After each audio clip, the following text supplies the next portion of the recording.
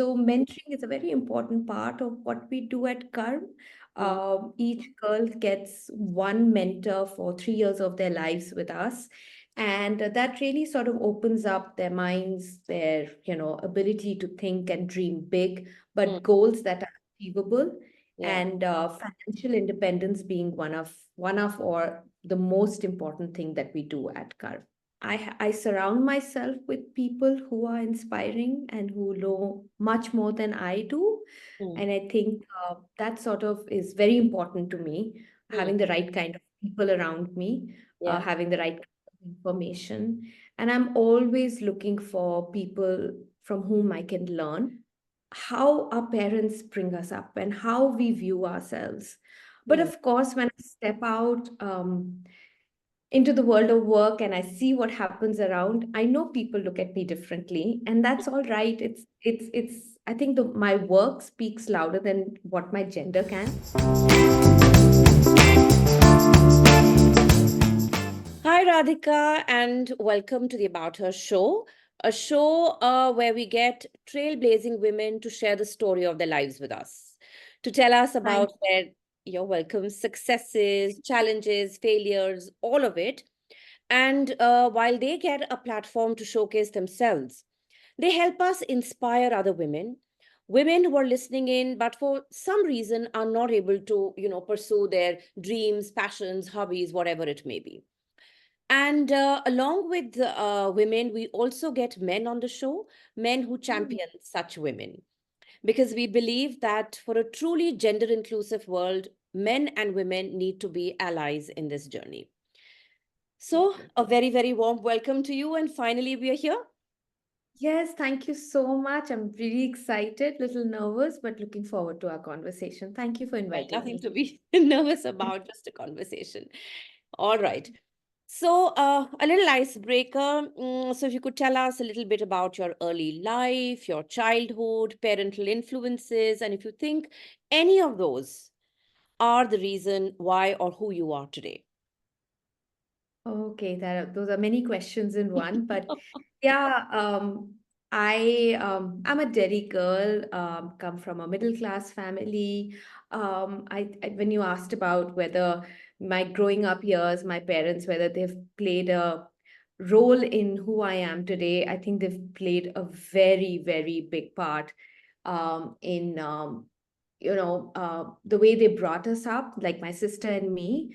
Mhm. Um, we were brought up to be fearless, very independent, fearlessly independent, actually. Yeah. Um, and I think it was the openness that my father actually brought in the house that made us fairly bold women, and a very encouraging environment. I think, giving was a part of what we did and what we saw our parents do. Although we didn't have much to give, but I know that we went to Cheshire Home or Mother Teresa Home to feed people. It was just something that Papa and Mummy did, and Mhm. my sister and I saw. And little did I know that that would be something that would stay with me, and help me in my journey ahead. And also, I was reflecting back when, I was reading your questions, that um, which I've never shared with anybody, is that as a kid, my father and mother used to take us to cottage industry, Okay. and a lot of what I saw of craft and the handicrafts of our craftsmen actually came because they took us and they showed us, right? Yeah. Initially, also in those days, my dad used to make sure that he traveled a lot with us and we saw India. So the love for India, the love for handicrafts and textiles, that was all a part of how I was brought up. Little did I know that I would get married into a family Hmm. where that would sort of get reinforced. Yeah. But yes, the foundation definitely came from my parents, and the initial years of the way we were brought up Hmm. was an environment where we were told that we have to learn how to fend for ourselves, and that meant being financially independent was a very important part of how my sister and I were brought up. and talking about money was a good thing in our house. So, mm, mm. yeah. So, yeah. So that you now you can see when we are growing up and our parents expose us to different things, or make us do different things, at that point we don't understand, like you said, how they're going to impact us. But now we Mm. are at an age where we can look back and kind of connect the dots and understand that all those reasons are the reasons Yeah. why we are who we are today. So your love for handloom, I mean, of course, your love for saris is so well known, and the kind of social impact that you are making, they're all flowing from there. So, Yeah. talking about social impact, could you just elaborate a little bit on the current fellowship that you are part of and so passionate about? Yeah, sure. So, like I said, growing up years, you were financially independent. I started working when I was 18 years old with my father, and he made sure when I was working for him, I was being paid. Hmm, And so, that's why we learned how to handle money. We knew, the importance of it or what it did for us as young women. hmm, Um, but when I started working at the Blind Relief Association, when looked around myself, I didn't see many women working or getting the opportunity to get educated hmm, or having financial power, right? hmm, And I think Karam comes from a space where um, we want to enable young girls to have access to higher education. yeah, While a degree is important, I think most important is having the relevant skills to become employable. And I think that's where the Karm curriculum comes into play. hmm, And so we work with our girls in skilling them for the world of work, mm-hmm, which a degree really cannot do. So, internships, how to, communicate.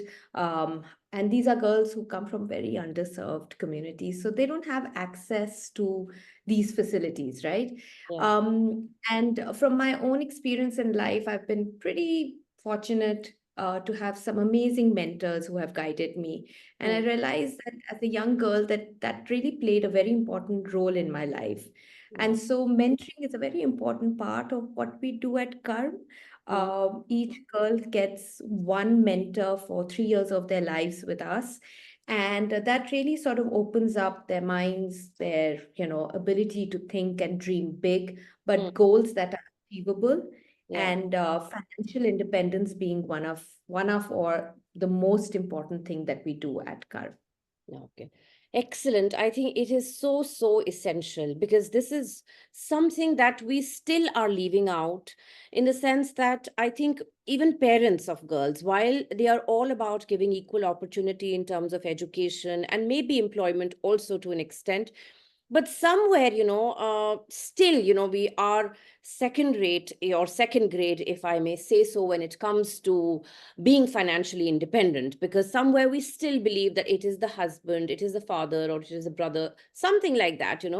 And while I guess some of us have had the opportunity to look beyond it, but a greater part of our society, especially if you go down to tier 2, tier 3 cities, it is still very much rampant. And I think that's, I mean, so commendable what you're doing. And I can only imagine this becoming bigger and better and impacting so many girls. So I guess that's You. really commendable. And if I can just add to that, Sangeeta, I think also it's about the mindset. Yeah, And, I always say, the way you bring up your boys, this is the same way you need to bring up your daughters. right. If God has given you a stomach, you need to fill it, whether it's a boy or a girl. And I think if conversation at homes change, if we bring up our daughters with the mindset that working is not a choice, it's a Yeah, necessity, yeah, I really do believe things hopefully will change. yes, And that's what we're trying to do with our girls as well. They come from homes where there's so much pressure to get married, and there's so much fear that, she's going alone, अकेले जा रही है, कैसे घर आएगी, and things like that. And I don't blame them, but that's our job to make sure that we build that confidence in our girls right. to navigate life and to demand for a better future for themselves. Absolutely. I totally agree with this. So tell me, Radhika, any kind of a journey is fraught with challenges of all kinds. And I'm sure even your journey when it comes to karma or anything and everything else that you are doing, you must have faced a number of those challenges. So if you could tell us a little bit about those, and also if you think that some of those challenges were related to your gender. Okay. Um, I sound quite like out of the box kind of a statement I'm going to make, but I never thought my gender or the way I was brought up that my gender was going to play a role in how the world is going to see me, because that's not how I was brought up at home. Mhm. It was never a discussion at home, like Mhm. I remember my dad saying, when we grew up, like electricity used to get cut, right? Yeah. And we used to like, sit in the dark, and my sister and I are like getting angry about it. My father said, "You have a problem with that? Why don't you go and raise a voice and go to Desu?" So my sister and I used to walk. Desu office used to be right behind our house, Huh. and we used to sit there and lagao dharna. And Oh, it didn't okay. matter. My dad never escorted us. He never went with us. But I never felt that I had a disadvantage being a woman. I thought it was an advantage, and I'm pretty. I think it's been an advantage being a woman for me, Okay. and I think that again it comes back to how our parents bring us up and how we view ourselves. But Hmm. of course, when I step out into the world of work and I see what happens around, I know people look at me differently, and that's all right. It's I think my work speaks louder than what my gender can, and I think I maintain that. Hmm. And of course, I'm a privileged woman who's had the opportunity or the upbringing to embrace my gender, right? Hmm. While many women don't. And I think that is also one of the reasons why karma exists, right? We Yeah. want to make sure that women are able to negotiate choices for themselves, Hmm. and navigate, any kind of career that they want to. Hmm. Hmm. Of course, I know my experience with our girls is firsthand of how cultural expectations can limit their ambitions and their self-worth. And that is a reality. Hmm. And I see it all the time. But for me personally, never. I've been really pretty fortunate. I would never say that I've had a issue. Or even if somebody was trying to, maybe Hmm. I totally. Yeah, I think it's also, like you said, the way you've been raised. If it was never something to worry about at that time, then even when you grow up and go out, if you don't feel anything overtly, it'll never even enter into your scheme of things, that I cannot do this, or, because of my gender, or, people are looking at me differently, even if they are. Because I think somewhere you will be oblivious to all this because you haven't seen it and haven't been told that this exists. I mean, I'm sure it cannot hold true for a number of girls who may have, had to face, these gender biases. Yeah. But yes, the mind. They experience a lot. I mean, we know that. I mean, I get the first-hand information from girls about toxic work environment. It is tough. It Yeah, is tough, very, very and tough. it is very much there. Yeah, yeah, very much there. So tell me, a lot of people who have the ability and the opportunity to want to make a social impact, but they just don't know how to go about it. So if you were to share three tips on how Mhm. somebody could make a social impact effectively, what comes to your mind? I mean, just what is like top of your mind? One would be travel, Mhm. understand India, Yeah. talk to people that you want to serve, because I think best solutions come from them. Okay. So if you take the community together and you co-create solutions, I think the impact would be deeper, Mm-hmm. and it a sustainable intervention. Yeah. Um, the ability to listen to the Yeah. people you're working for is critical, and that holds true for anything that you do. Yeah. Um, and third being, I think philanthropy, social work, social sector, it's all it's all related to heart and love. So bring love into your projects. I'm a huge believer of leading with love. Yeah. And I think if you have that, I think you can mobilize people, you can create movements, and you can truly transform lives. So those would be my three top things. All right. Wonderful, wonderful. And I think also it's very essential that, do it because you want to do it, right? It should not just be something that you want to just have that tick mark, that I did it. Don't do it for that. Do it if you really feel like doing it. It comes from within. All Yeah, right. and I think this kind of work has to resonate with you, your Yeah. values, your beliefs, and it should fulfill you Right. because Right. this is not manufacturing. This is working with people. Yeah. Yeah. It's human beings, and your heart has to be there. Right. Right. Right. Okay, Radhika. So, if you were to look back on your life, do you think Mm. uh, there have been people who have inspired you or who have, mentored you in, different aspects of life? And, again, some of those people who you remember? Yeah, I mean, like I said, I've been very blessed to have many people who have sort of mentored me. Mm-hmm. Starting from my father, to my mother-in-law. My God, she was Yeah. quite a force and quite an inspiration. I think working under her, learning from her, Mm, really sort of opened up my mind and my aspirations for what I wanted to do with my life. mm, Um, Also, I make sure that I surround myself with people who are inspiring and who know much more than I do. mm, And I think that sort of is very important to me, mm. having the right kind of people around me, Yeah. having the right kind of information. And I'm always looking for people from whom I can learn. Mm, I've had coaches. I recently just got a new mentor, and I really believe that. One has to keep working on oneself to better oneself. And I like to invest time in my own growth.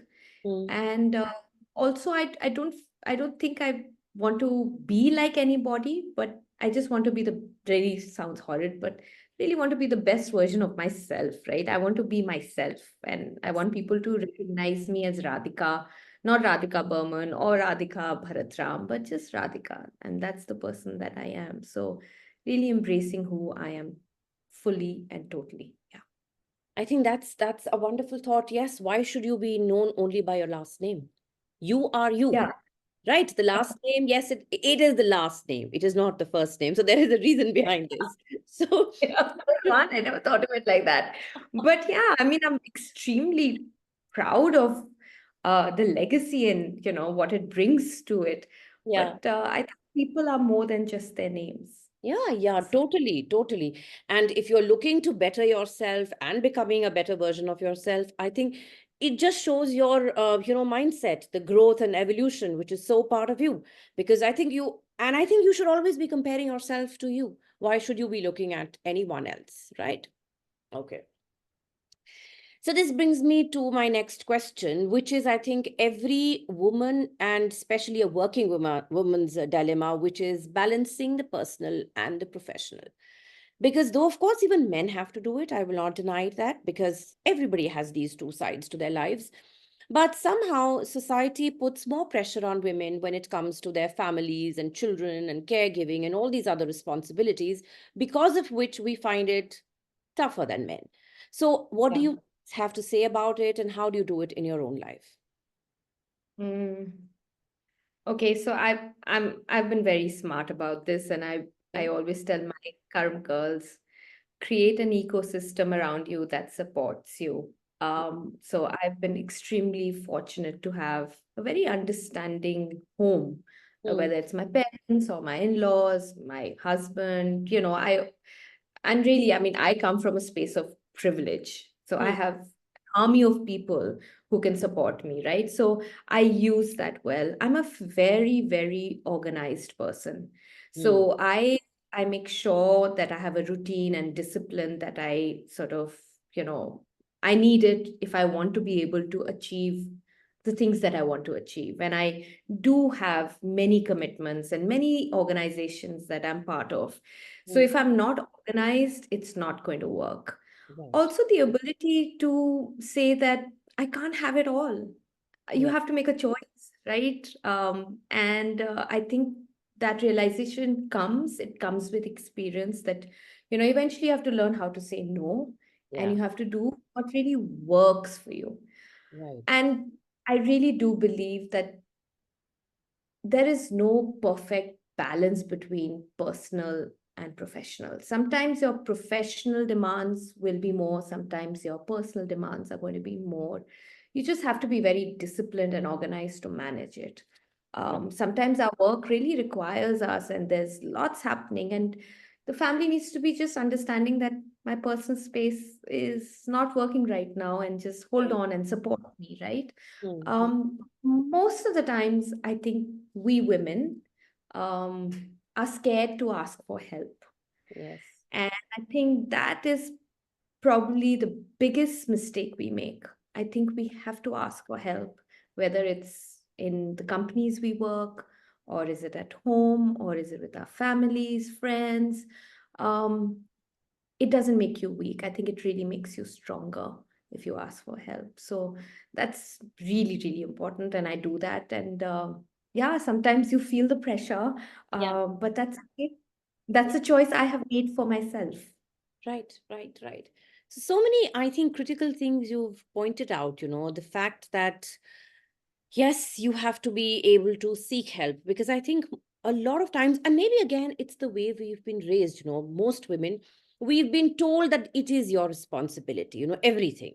So whether it's your home or it is your work, you have to manage. So this word manage, I think it assumes just gigantic proportions and where it never even enters into our scheme of things that, okay, you can ask somebody to help. You just have to say that word and, the help will come. And I think it needs courage also because you are going against what you've been thinking all your life that, okay, I have to do it. And suddenly I say, oh, I can't do it. So, yeah, so being organized and also, being able to, learn to say no. I mean, these are things which are so embedded in our psyches that we think it's almost like a crime when I say no to somebody, you know? God, that has happened after so many years that one is learning how to say no. Yeah, yeah, But you're absolutely, you feel like, oh my God, I've let this person down. I've said no. right, How can I right. say no? Yeah. So I think we, again, like, we have to change ourselves, something like charity beginning at home. We have to change the way we think and look at things, and then only we can expect others to, you know. Yeah, true. Like I always say, if I don't ask for help, how can anybody give me help? People are not mind readers. I mean, here I'm, No. professing to be knowing it all, doing it all, and inwardly, I'm like saying, okay, come help me out. But how will they help you out if you don't say the word? So yeah. Yeah.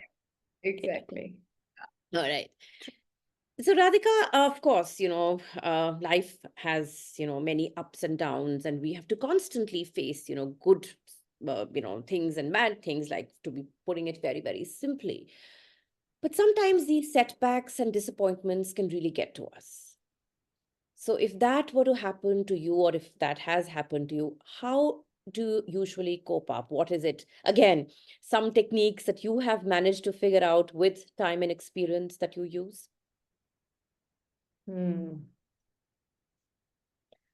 Uh, I know my kids really like get upset when I talk about failure because I bring it up a lot at home. Hmm. And it's because I don't think parenting has changed, right? Yeah. Parenting has become about just celebrating success. Mm. I think I am a great believer that failure actually teaches you far more than what successes can, and really experienced it. And I think, again, like going back to my parents, I think we had such an open environment. Papa always spoke about, his business not doing good or something is not okay. So we Mm. were never sheltered from the real world, right? We saw failure, we saw things not being okay, and we Mm. saw him coping with it, right? And whatever those mechanisms were. For me, personally, I love failures is Mhm. because of that I run And, running teaches you things that many things can't teach. I think sports teaches you that, right? You're Yeah. constantly improving yourself. My coping mechanisms for myself is always looking at the positive, that there is a deeper lesson behind that. It's Okay. not easy, but you Mm, have to do it if you want to do the things that you want to do. right. Um, Coping mechanism for me is also something that I do for myself is singing. Really, because sometimes you do feel low. You do. That's life. I mean, if you're a human being, you will go through varied emotions, right? And when you fail, you do feel low about it. So it's okay to acknowledge it, and you need something that sort of brings you joy. Yeah. For me, that's my singing.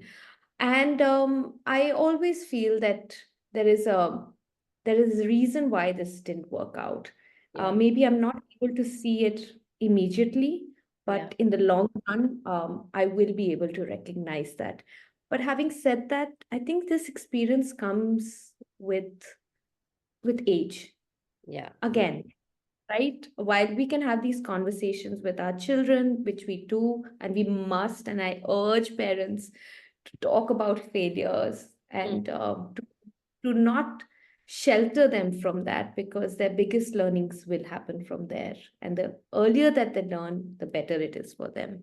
mm, And yeah, that's how I would cope. And I do realize that, you will probably have more failures than success. mm. And if you can recognize that, I think you will be a happier person.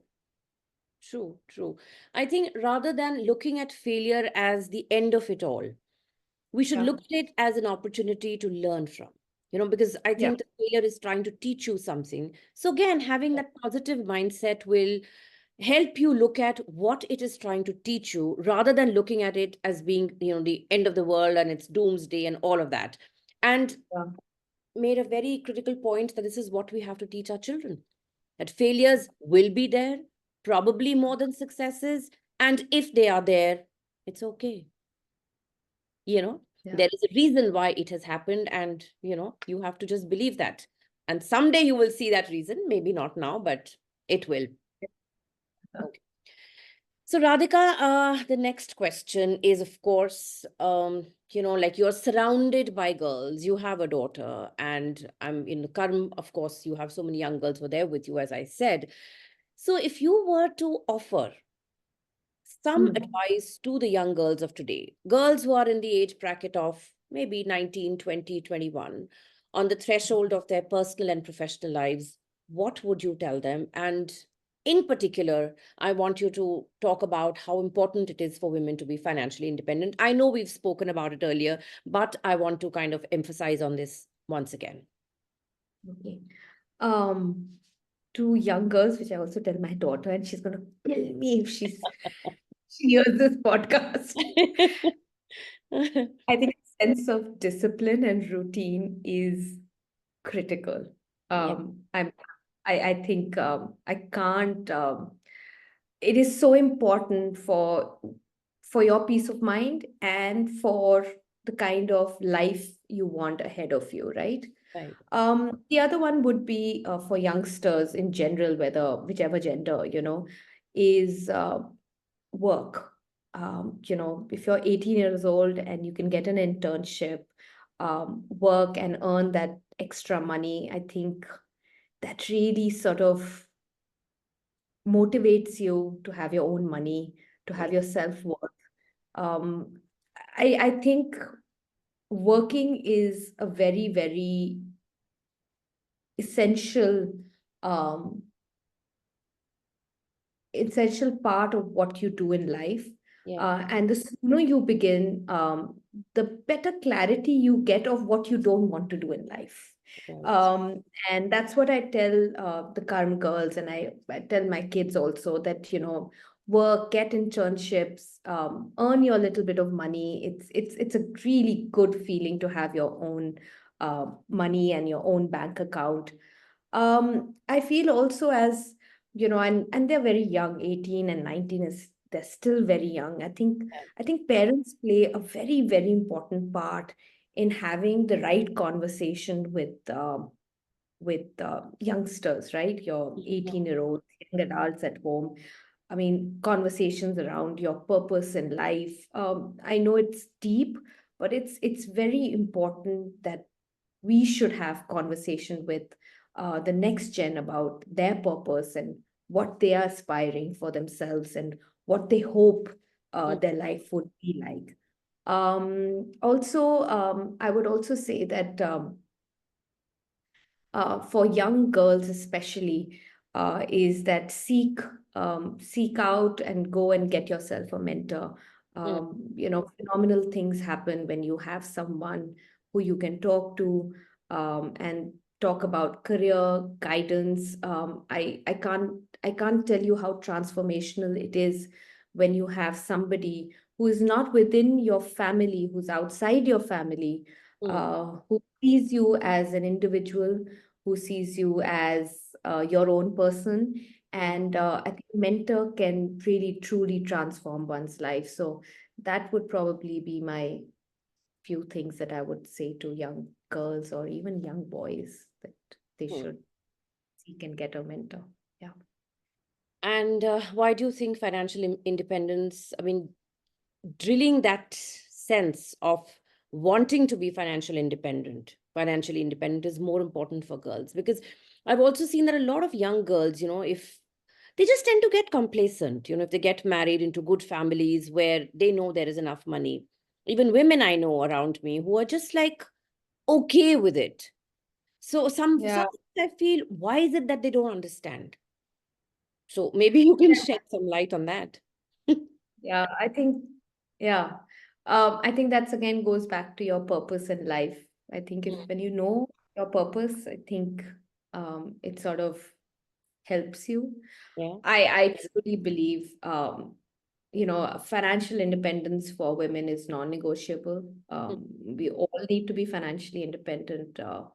It it enables us to make choices for ourselves. It Yeah. gives us voice. You have a voice if you have money. Yes. And I often tell young girls that money is a good word. Who Yes. said money is a bad word? We've been just brought up to think that, women should not negotiate. They should not negotiate for salaries. If she does, she's very demanding. She is aggressive. Mm. But for the same job, a man can negotiate. He can demand salaries that he wants. I think you have to walk the talk, and you have to, so for me, financial independence is critical. it's Mm. it's and how can half your population not be working? I mean, imagine if in India, how what will happen to the economy if women are working, right? Yeah. Yeah. Yeah. Also for your self-worth, no, Sangeeta, at least you are still an individual, right? Your self-worth also comes um, when you have the power of money. It does, whether we like it or not. Yes, it does. It does. It does. I think it's somewhere this understanding of, the words that you used, choices, your voice, these things matter so much. I mean, if you don't do this, if you're not independent, I mean, the very word dependence, conveys so many different things of being, just not being your own self. You don't have your voice, you don't have a choice. And I think that should be reason enough. I mean, if politically we want to be independent, we want to be an independent country, then why not? As women, Yeah. why don't we want to be independent? Why do we love the idea of somebody else fending for us? No, You know, no, we- I think I've seen that transformation with our girls. One of my fellow just recently bought a scooter for her father, and she sent Oh. such a lovely message. Hmm. And for me, like tears were like, I was like, wow, that's what. And she says, we're two daughters, ma'am, and I'm the karta of the family now. Wow. And I bought the for my father. Hmm. That's how society changes. That's how Yes. mindset changes. And that's what we all need to aspire and encourage young girls to do, Right. because Right. really we need to really change the mindset.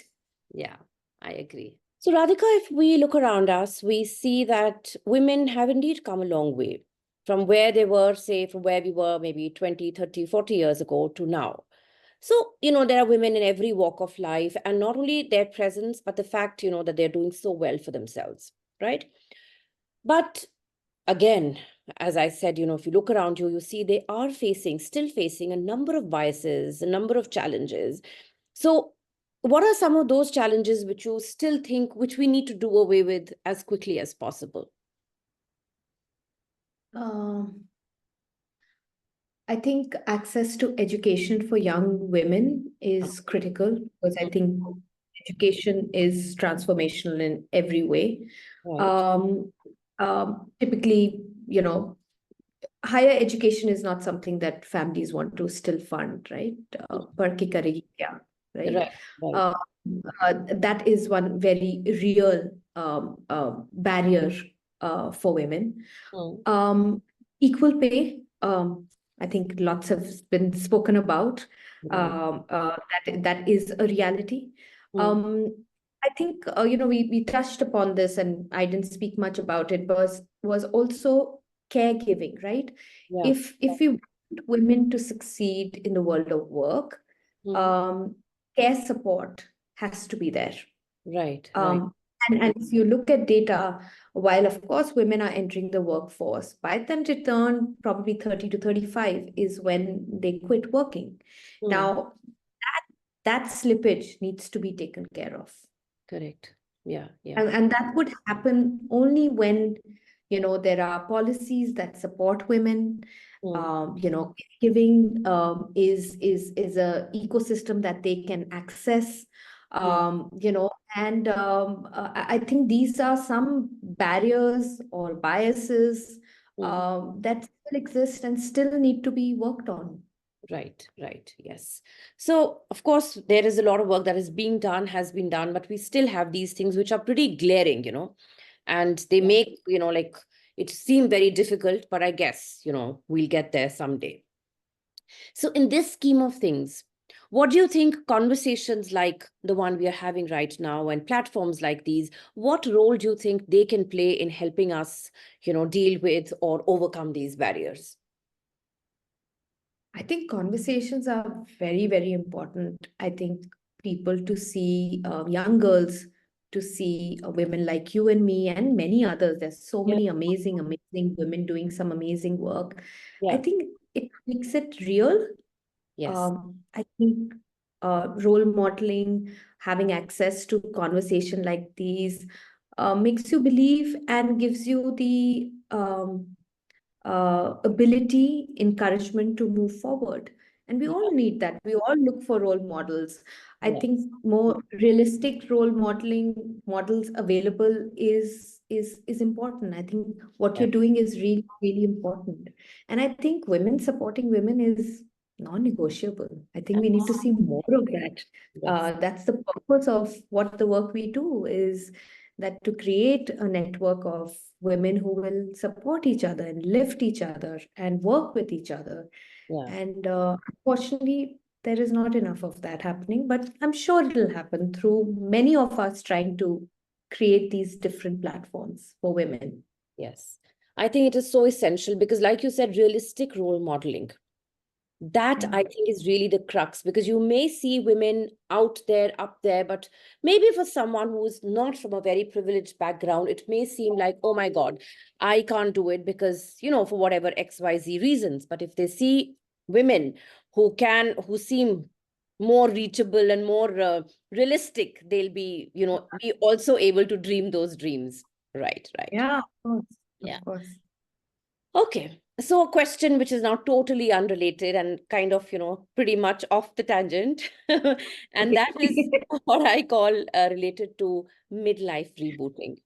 I mean, it's Arre not Baba. only women, not only men, but a lot of us who decide, in our mid, 40s and, early Yeah. 50s, that we want to do something different in life. Whatever we've been doing so far, we may just want to give it up altogether, or we may Mm, want to supplement it with something else. So my question yeah. is, first of all, why is it happening? And is it that the previous generations were not aware of their passions or they did not have the wherewithal to follow them? What was it? Why is it that we see so much of it happening now and so little of it earlier? Even if I think if we go back 20 years. So why do you think? Um, I think I think rebooting is a great thing. Yeah. I think I've always since 18 years I've been just rebooting. I don't know how many careers I've had, how many things I've done, and I think everything that I've done has enriched me. It's opened up my perspective, and I think I've been very privileged to Mm-hmm. have the ability to Yeah. reboot myself. Right. Right. Right. Um, I think the previous generation probably didn't do so much of that was probably because of lack of knowledge about it, Okay. lack of access. Also, what will people say? I think a lot has to do with that. Um, but I think with each generation, things are changing. Yeah. We are Yeah. encouraging our children to follow their passion, but passion needs to be realistic also, Of right? At course. the end of the day, you have to be able to earn, Yeah. and Yeah. that's what I do with my kids. And I think, I mean, for me personally, 40 to 50s has been probably the best years of my life. The kind of work that I've done, the growth that I've seen in myself personally.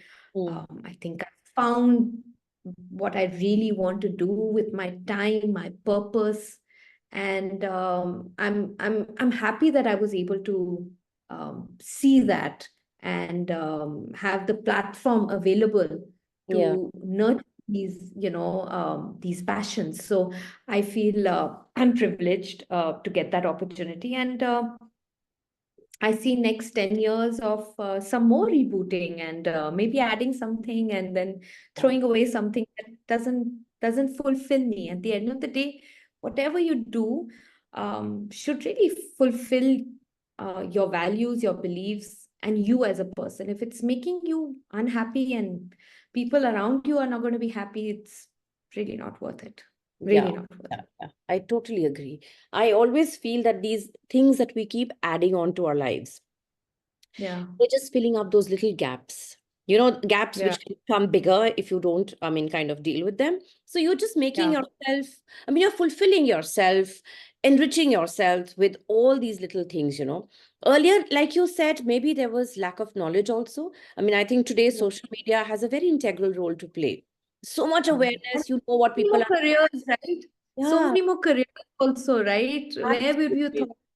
I mean, in my parents' generation, if my dad had said, I want to become a musician, the family would have just I said, know. what? Right? Yeah. But now my son is, he loves music, and if he wants to take it up as a career, then yeah, he can take it up, but it has to be something that, brings money to his home. Absolutely. So, Absolutely. right, that practicality has to be there. Of course, I agree. But I'm sure my father's generation would have, not have the guts or the platform to make it into a viable profession. Yes, yes, absolutely. And I think at that point, it didn't even enter into anybody's head. Those were, there were just those few professions which people knew of and which I think children also kind of geared themselves towards. There was no question of Yeah. doing anything else. Yeah, Oh, yeah. no, no, nothing, nothing. All Yeah. right. So looking ahead, Radhika, your future, you Mhm. just said something about, of course, maybe, adding on a few things and, taking out a few. But what do you see for yourself in the future when it comes to your professional aspirations or personal ambitions? I mean, what do you see yourself doing? Mm, I think I see myself doing meaningful work, and Mhm. that would be related to working with people, whether it's in the school that we run, Yeah. or building the Karma Institute, working with visually impaired, just working with all honesty and integrity. So I Mhm. see myself in those spaces. I want to study. That's something that I really want to do. I want to learn more about philanthropy, giving, leadership. So maybe look at some courses from next year onwards. I Okay. always had the hunger of studying, but I didn't have access to it. Mm-hmm. So I really want to do that in my 50s to 60s. Okay. I want to start mentoring women. That is something that I feel very strongly about. While I know at Karm, I get mentors to mentor my girls, Mm-hmm. but I want to start supporting women who maybe need a mentor. So that's something that is something that I want to do. Okay, that's a whole lot of things, but as long as they feed your soul and make you Yeah, happy, I think you should yeah, just go for it. It is so, yeah, so good. All right. yeah. So, Radhika, now we come to the rapid fire round. Five quick I, questions, five quick answers. It's going to be very simple. Yeah. okay. Based on who you are and what you do. So, I've tried to, figure out five questions. All right. Okay. So, first, I think we'll start with the easiest one. And this I know you should be able to tell me. A book that changed your perspective. I know you read. So, I'm using all the little information that I have about you. All right. Okay. The Moment of Lift by Melinda Gates Oh, and Become. The Moment of Lift, for one reason that it's actually like a not like a Bible, but it's my go-to book because it has some information, some stuff that, when she worked with the communities and things like that, it sort of just is something that I like to go back to. yeah, So I would say those two books and Becoming by Michelle Obama. I think it's such a powerful book yeah. about her journey, where she came from. I sort of resonate with all that happened in her life, and she's an amazing storyteller. So I would say those two books are always on my bedside and something that I go back to. Yeah, Okay, okay. I love these two also. yeah, All they, right, they are the good. next one. If you could describe your mission in one word, what would it be? Oh wow, mission. Or purpose, if you would want to change that. Enabling people from underserved communities. I don't know. Yeah, yeah, yeah, yeah. Enabler. I would call myself, yeah, enabler. All Yeah. right. So, Radhika, the next one.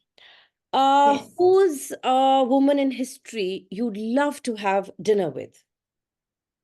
Maya Angelou, I guess her work and her thought and how she mobilized women and the kind of work that she did for women, I think it'd be interesting to have dinner or a cup of tea with her. Yes. Oh, that's nice.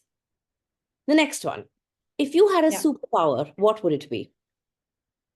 Oh God. Superpower. Yes. Okay, really superpower to cook. I Oh, cannot cook. all right. I cannot cook. I can read a recipe and tell everybody what to do, Hmm. but that's something that I just cannot do. Yeah, to Okay, cook. so fine. All right. And finally, the last one. Yes. If you could solve one global issue in an instant, what would it be? Oh my God. God, there's so many issues. One Just global. one. One. Oh. Something that's close to your heart. Sorry? Okay, not something that I work on, Mm-hmm. but hunger. But Okay. hunger. Yeah. Hunger. If your stomach is not full and you're hungry, you can't do anything. You True. just cannot do anything. Right. So I Right. would I think hunger is something that, while I don't work in this space at all, but I That's know how fine. important. Yeah, So that's hunger, okay. All right. hunger. So cool. And that brings us to the end of the conversation. And if I may say so, delightful. I could so relate to everything that you said because it was like I told you informally that it was as though, somebody was speaking my words because this is exactly how I feel about most things that we spoke about. And of course, finally, we got there. We've done it. And thank you so much for being on the show. Thank you so much. This is really, it's something that I get really nervous about doing, but you really made it really comfortable, really sort of questions which were easy to answer in the sense I'm they were about the work that I do and the person that I am. So thank you so much. And I wish you all the very best. And yeah, see you soon. Thank you for tuning in to the About Her show. If you enjoyed this episode, there's plenty more from where that came from. Our previous guests have shared some amazing stories, so be sure to catch up on past episodes. To keep up with our inspiring conversations and to never miss an update, hit subscribe, rate, review, and share the love. Follow us on social media for some great content, and don't forget to check out our website www.aboutherbysangeeta.com for stories that resonate, inspire, and empower. Know a remarkable woman or an inspiring man blazing a trail? We'd love to hear from you. Drop us a note at web.abouther@gmail.com and let's bring their story to life on the About Her show.